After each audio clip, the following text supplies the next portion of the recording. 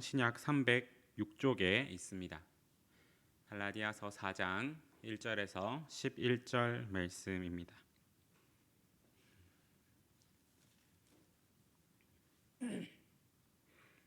다 찾으신 줄 알고 제가 봉독하도록 하겠습니다. 내가 또 말하노니 유업을 이을 자가 모든 것의 주인이나 어렸을 동안에는 종과 다름이 없어서 그 아버지가 정한 때까지 후견인과 청지기 아래에 있나니 이와 같이 우리도 어렸을 때에 이 세상의 초등학문 아래에 있어서 종노릇하였더니 때가 참에 하나님이 그 아들을 보내사 여자에게서 나게 하시고 율법 아래에 나게 하신 것은 율법 아래에 있는 자들을 속량하시고 우리로 아들의 명분을 얻게 하려 하심이라. 너희가 아들이므로 하나님이 그 아들의 영을 우리 마음 가운데에 보내사 아빠 아버지라 부르게 하셨느니라. 그러므로 내가 이후로는 종이 아니요 아들이니 아들이면 하나님으로 말미암아 유업을 받을 자니라. 그러나 너희가 그때에는 하나님을 알지 못하여 본질상 하나님이 아닌 자들에게 종노릇하였더니 이제는 너희가 하나님을 알 뿐 아니라 더욱이 하나님이 아신 바 되었거늘 어찌하여 다시 약하고 천박한 초등학문으로 돌아가서 다시 그들에게 종노릇하려 하느냐. 너희가 날과 달과 절기와 해를 삼가 지키니 내가 너희를 위하여 수고한 것이 헛될까 두려워하노라. 아멘. 오늘 바울은 계속해서 율법과 그리스도의 관계에 대해서 말씀하고 있습니다. 바울은 모세 율법이 제한적이며 율법은 그리스도가 오실 때까지만 유효하도록 의도되었으며 그리스도를 믿는 믿음으로 말미암아 의의 약속이 나타날 때까지 초등 교사의 역할을 한다라고 전 장에서 말하였습니다. 오늘 본문에서는 이 내용을 조금 다른 각도로 다시 한번 말씀하고 있습니다. 모세 율법과 언약 아래의 시대, 그리고 그리스도가 오신 후의 시대가 다름, 그것을 기점으로 하여서 그 두 가지가 어떻게 다른지, 그리고 그 두 가지 시대에서 우리가 어떠한 신분으로서 살아가게 되는지를 말씀합니다. 우리가 모세 율법의 지배를 받던 속박에서 벗어나 이제 종된 것이 아니라 아들로서 자유하게 된다라는 것이 오늘 바울이 계속해서 말하고 있는 요점입니다. 예수 그리스도 안에서 하나님의 자녀가 된 우리는 이제 그리스도 안에서만 하나님의 자녀가 된다. 그리스도가 오심으로써 우리를 자녀로 알게 하시고 그로 인하여서 신자들은 예수 그리스도를 통해 아브라함에게 주어진 약속의 상속인이 되며 이제는 모세 율법에 묶이지 않게 된다라는 것을 말하고 있습니다. 갈라디아서 3장 17절에 말씀하신 것처럼 하나님께서 미리 정하신 언약을 430년 후에 율법이 폐하지 못하고 그 약속을 헛되게 하지 못한다. 그렇기 때문에 너희가 이제 자녀로 산다는 것이 어떤 것이냐라는 것을 오늘 본문을 통해 말씀해 주고 있습니다. 바울은 4장을 시작하면서 하나의 예화를 사용합니다. 그것은 유업을 이을 자가 어린아이 시절에 어떤 상태에 있는가 하는 것입니다. 어린아이 그리고 미성년자는 보호를 받고 가르침을 받는 존재입니다. 왜 그렇습니까? 그것은 아직 그들이 충분히 성숙하여 판단을 내리기 힘들고 그리고 어떤 일에 대하여서 가치를 잘 내리지 못하기 때문입니다. 어렴풋이 기억나는 것이 하나가 있는데 제가 어렸을 때 설날이 되면 세뱃돈을 항상 받았습니다. 그런데 돈의 가치를 아주 어렴풋이 아는 어린아이들에게 어른들이 항상 한 가지 장난을 쳤습니다. 그것은 세배를 하고 나면은 두 가지를 줍니다. 한쪽 손에는 1,000원짜리 5장을 가지고 한쪽 손에는 10,000원짜리 한 장을 가지고 아이에게 내밉니다. 어느 것을 가질래? 라고 이야기를 합니다. 그러면은 돈의 가치를 정확히 모르고 어렴풋이 아는 아이는 5개가 있는 것이 좋은 건 줄 알고 1,000원짜리 5장을 선택합니다. 이렇듯 아이라는 단어에 담긴 의미는 아직 미성숙하고 가치를 판단할 수 없기에 어떠한 도움이 필요한 상태라는 것을 알 수가 있습니다. 그렇게 이 아이들은 어떤 제한을 받게 되고 어떠한 속박 상태에 있게 됩니다. 우리나라만 해도 미성년자들, 아이들에게 걸리는 제한과 속박이 많이 있습니다. 10시 이후에 대부분의 시설에 들어가지 못하고 그리고 술과 담배를 구입할 수 없고 선정적이거나 폭력적인 내용을 관람할 수 없는 등의 제한이 있습니다. 오늘 본문에 나오는 유업을 이을 자는 신분적으로는 무한한 자유를 가지고 있습니다. 그 아버지의 집 아래에서 그 유업을 이을 자가 그리고 집 아래에 있는 모든 사람들의 주인이 되기 때문에 신분적으로는 무한한 자유를 가지고 있지만은 그런데 아직 어리기 때문에 제한을 받습니다. 청지기과 후견인들의 아래에서 그들의 지도대로 살아가게 됩니다. 그런데 그게 언제까지냐면 그 아버지가 정한 때까지입니다. 바울은 3절에서 우리의 상태도 이와 같다라고 말씀합니다. 3절의 말씀입니다. 이와 같이 우리도 어렸을 때에 이 세상의 초등학문 아래에 있어서 종노릇하였으니. 아멘. 우리가 어렸을 때에 라는 말은 아버지가 정하신 때가 이르기 전, 곧 우리가 예수 그리스도를 만나기 전을 이야기를 합니다. 예수님이 오셔서 우리의 죄의 문제를 해결하시고 하나님과 화목하게 하시기 전까지 우리는 이렇게 초등 학문 아래에서 종의 상태에 있다라는 것입니다. 종이 된다라는 것은 우리가 그것에 대하여서 자유를 가지지 못한다라는 것을 의미합니다. 우리가 어떠한 것에 있어서 그것에 대해서 잘 알지도 못하고 자유를 갖지 못하여서 그것이 말하는 대로 움직이게 되는 것, 그것이 우리가 제한을 받는 상태, 즉 어떤 것에 대하여서 종이 되었던 상태라고 말할 수가 있습니다. 그런데 우리가 세상의 모든 것, 세상의 초등학문에 대하여서 종이 된다. 우리가 세상의 초등학문, 즉 세상에서 가장 자기들이 원리라고 말하는 것들에 대하여서 그것들에 의해서 판단을 받으면서 그것들이 옳다고 하는 것을 옳다고 믿으면서 그것들이 맞다고 하는 것을 맞다고 믿으면서 살아간다라는 것입니다. 이 초등학문이라는 말은 원리들이라는 뜻입니다. 즉 세상을 구성하고 세상 속에서 각자 어떠한 것들에 대해서 자신들이 정답이다라고 외치는 것을 말합니다. 그런데 여기서 이 세상의 초등학문이라는 말은, 초등이라는 말은 유치하고 부족한이라는 뜻을 가지고 있습니다. 바울은 이 세상의 부족한 학문들에 대하여서 약하고 천박한 초등학문이라고 말합니다. 우리를 구속할 힘이 없기에 약하고, 그리고 우리에게 복을 줄 능력이 없기에 천박함, 즉 속이 비어 있음이라고 이야기하는 것입니다. 우리는 예수 그리스도가 오시기 전까지는 모두 이 초등학문의 종이 되어서 그 아래에서 살아갑니다. 왜냐하면 우리는 이 초등학문의 지도를 받아야 될 만큼 아무것도 모르는 상태에 있기 때문입니다. 그렇게 아무것도 모르는 상태에서, 무지한 상태에서 우리는 모르니까 그것에 끌려가게 되는 것입니다. 유대인들에게는 율법이 그러했고 헬라인들에게는 헛된 우상이 그러했고, 그리고 현대를 살아가는 우리에게는 돈이나 그리고 자기 자신만을 위해 살아가는 것이 그러합니다. 이것들은 모두 그럴듯한 말로 자신들이 이 세상을 구성하는 원리다. 내 말을 따라 살면은 이 세상에서 잘 살 수 있다. 잘 살아간다라는 것이 나의 말을 따라 살아가는 것이다 라고 말하지만은 우리의 죄와 실제적인 문제 앞에서 아무런 힘이 없기에 약하고 아무것도 가진 것이 없기에 천박한 학문일 뿐입니다. 하나님은 이제 그 정하신 때가 되어서 독생자를 보내주십니다. 하나님의 독생자로 오신 예수님은 우리와 같이 여자의 배에서 나시고 우리와 똑같은 사람으로 오십니다. 사람과 같이 율법 아래에서 나게 되는 것입니다. 우리가 율법 아래에 있다라고 할 때 그 뜻은 율법이 우리에게 계속해서 요구하고 가르치면서 그 가르침대로 살지 못할 때에는 우리로 하여금 정죄하게 된다라는 것을 말합니다. 그런데 예수님이 율법의 아래에 굳이 오십니다. 그리고 오셔서 무엇을 하시냐면은 그 요구를 모두 충족시키십니다. 왜 그러십니까? 5절의 말씀입니다. 율법 아래에 있는 자들을 다 속량하시고 우리로 아들의 명분을 얻게 하려 하심이라. 아멘. 속량이란 값을 지불한다라는 말입니다. 이제 예수님이 우리와 같은 상태로 오셔서 우리의 대표가 되십니다. 그리고 그 모든 요구와 저주를 감당하시고 그를 믿는 자들의 머리가 되셔서 아들의 명분을 얻게 하십니다.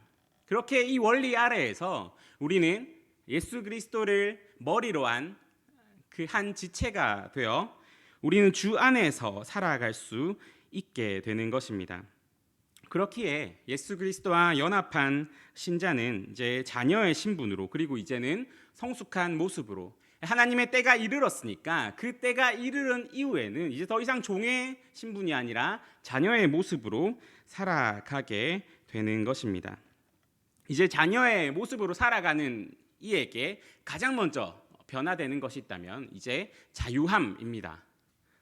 이 자유함이라는 것은 이제 더 이상 우리가 어떠한 것에 매이거나 어떠한 것에 의해서 제한을 받지 않는다라는 것을 의미합니다. 자유하게 되었다는 것은 이제는 우리가 무지로 인하여서, 알지 못함으로 인하여서 제한을 받았다면 이제는 알므로써, 이제는 세상적인 표현으로 하면은 좀 철이 들므로써 이제 우리가 그것들을 알고 그것들에 담긴 목적과 뜻을 알고 스스로 실천할 수 있는 힘이 생겼다라는 것을 말하는 것입니다. 제가 어릴 때 유치원과 초등학교에서 아이들이 쉬는 시간만 되면은 막 떠듭니다. 그런데 그 떠들미 점점 도를 넘어서게 됩니다. 그러면은 선생님이 꼭 하는 말이 하나가 있었습니다. 그것은 합주기가 됩시다라는 말입니다. 그러면 아이들이 다 같이 합이라는 말과 함께 조용해집니다. 그런데 이제 이게 대학생쯤 되면은 교수님이 굳이 합주기가 됩시다라는 말을 하지 않습니다. 왜냐하면은 이제 그들은 이제 스스로 눈치를 보고 지금은 조용해야 될 때쯤이구나, 이 상황에서는 떠들면 안 되구나라는 것을 스스로 알고 멈추기 때문입니다.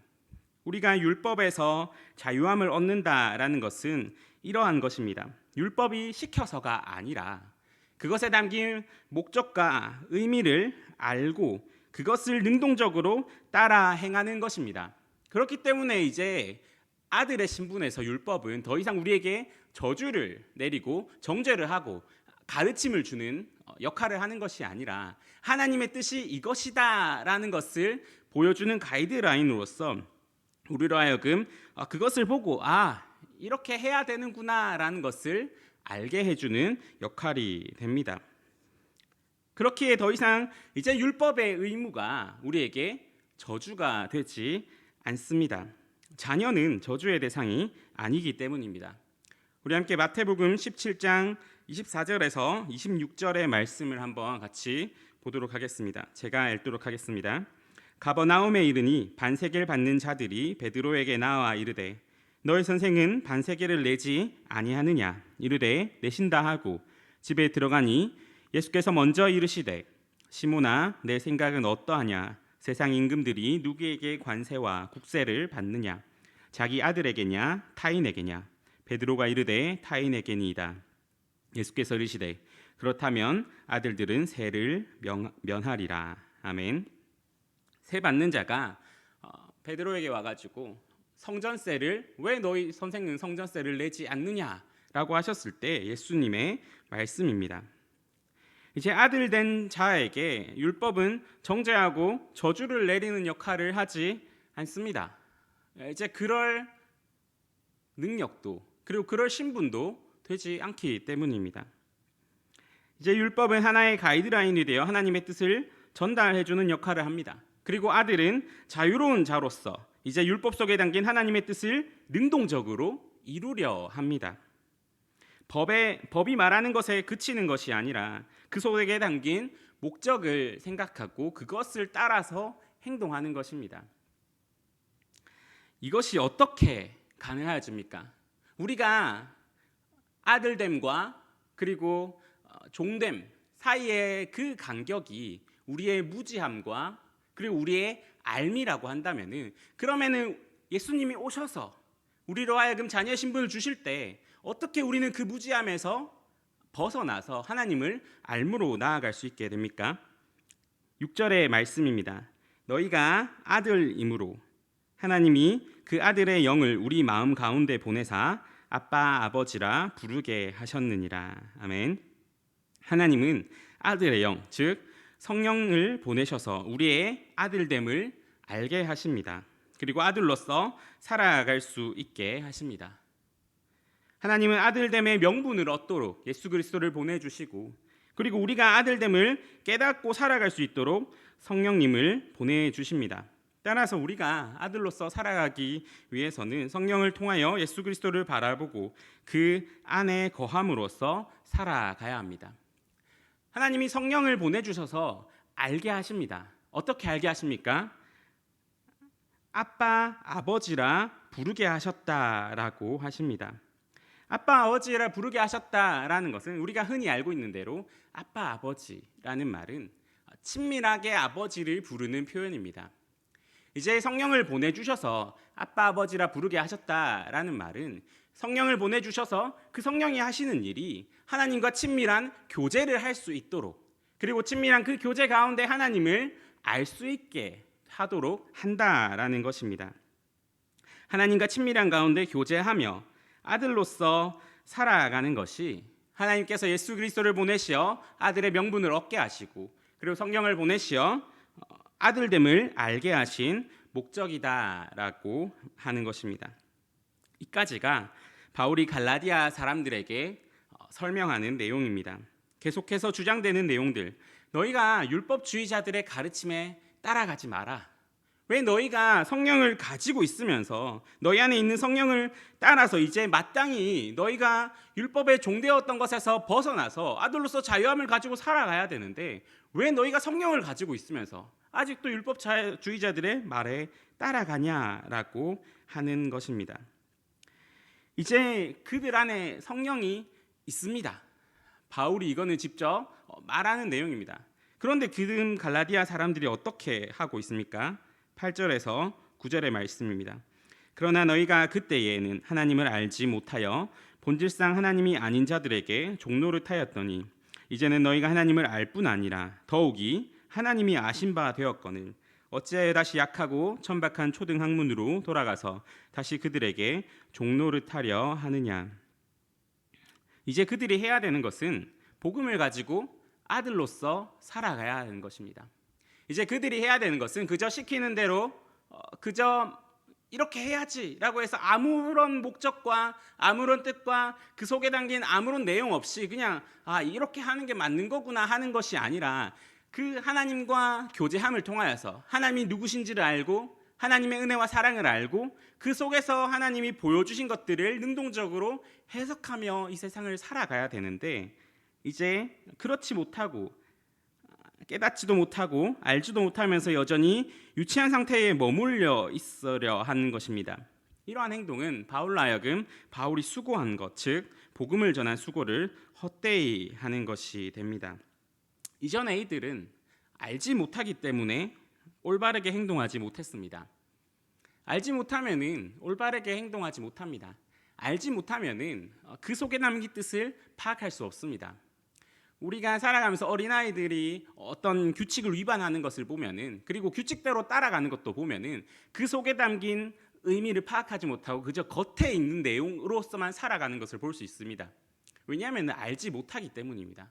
그런데 어느 정도 나이가 들고 그리고 스스로 판단하고 스스로 그 안에 있는 의미를 알게 되면서도 그 겉에 나오는 의미만 따라간다면은 우리는 그 사람을 보고 어리석다라고 말하게 됩니다.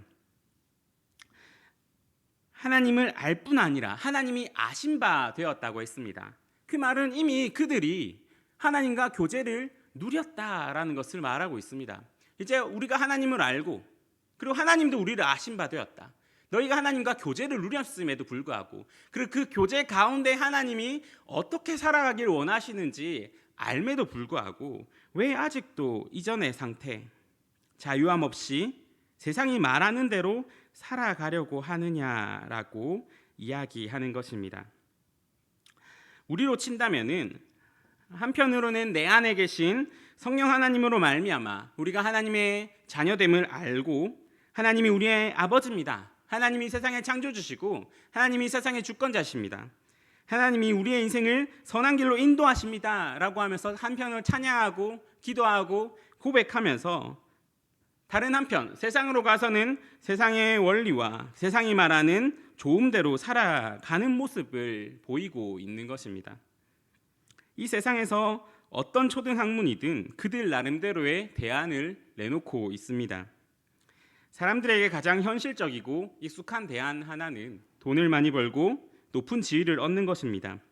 그러면은 해결된다라고 이야기합니다. 그런데 그것은 약하고 천박합니다. 그것의 한계는 분명하고 그것으로 해결하지 못하는 것들도 분명합니다. 그렇기에 약하고 천박합니다.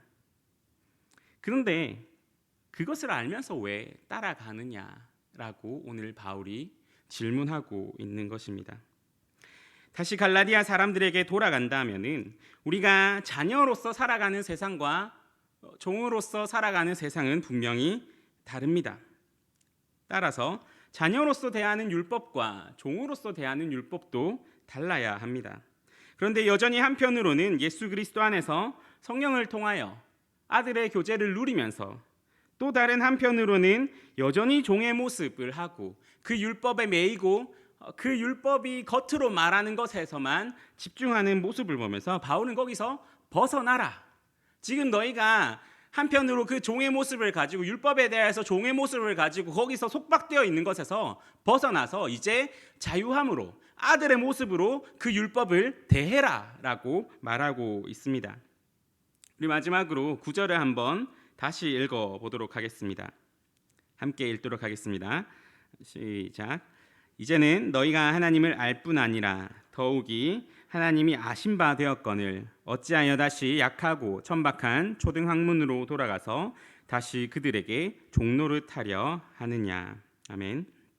사랑하는 성도 여러분, 하나님은 정하신 때에 예수 그리스도를 보내시어 아들을 명분을 얻게 하시고 그리고 그 정하신 때에 성령 하나님을 통하여서 우리로 하여금 스스로 하나님의 자녀임을 알게 하십니다. 여기서 하나님의 기대가 느껴지시지 않습니까?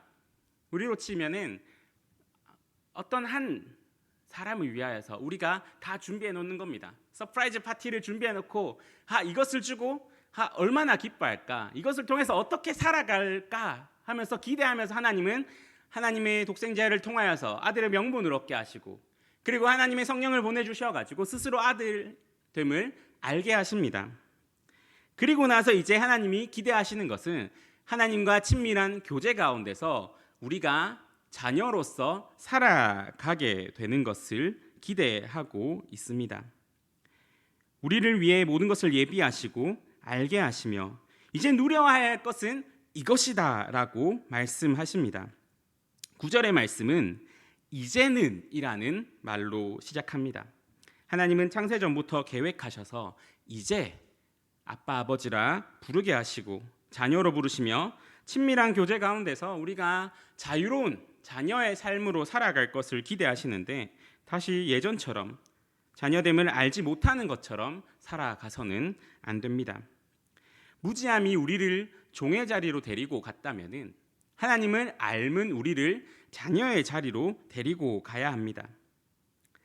오늘 이곳에 모인 모든 주의 자녀들이 하나님을 알므로 그리고 하나님과 친밀한 교제를 누림으로 우리의 자녀됨을 깨닫고 우리의 흘러가는 대로 세상이 말하는 대로 그렇게 살아가는 것이 아니라 자녀로서 아버지의 뜻을 깨닫고 하나님과 친밀한 교제 가운데서 주님의 선함과 옳음을 따라 이 세상 속에서 영광과 자유함으로 살아가는 모든 성도들 되기를 간절히 소망합니다.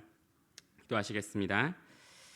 사랑의 하나님 아버지, 우리를 자녀로 불러주시고 우리를 위하여 창세 전에 예비하시고 계획하신 그 모든 것들을 주시고 그리고 우리에게 아들의 명분과 아들됨을 알게 하시고 그리고 그 가운데서 우리로 하여금 하나님과 친밀한 교제를 누리며 살아가게 하여 주심에 감사합니다. 우리의 신앙이 하나님의 약속 위에 굳게 서게 하시고 하나님이 우리를 위하여 예비해 두신 것들 우리가 믿음으로 잘 받아 누리며 살아가게 인도하여 주시옵소서. 오직 우리가 하나님이 아닌 다른 어떤 것에 매여 살아가는 것이 아니라 하나님의 자녀됨으로써 모든 것을 하나님의 말씀 아래에서 자유롭게 해석하고 능동적으로 하나님의 뜻을 따라서 살아가게 하여 주시옵소서. 우리가 하나님이 아닌 다른 것 어떤 것들에도 매이지 않게 하시고 오직 주님 안에서 자유와 평안함으로써 주의 자녀의 길 걸어가게 인도하여 주시옵소서. 지금도 살아계시고 우리와 함께 하시는 예수 그리스도의 이름으로 기도드립니다. 아멘.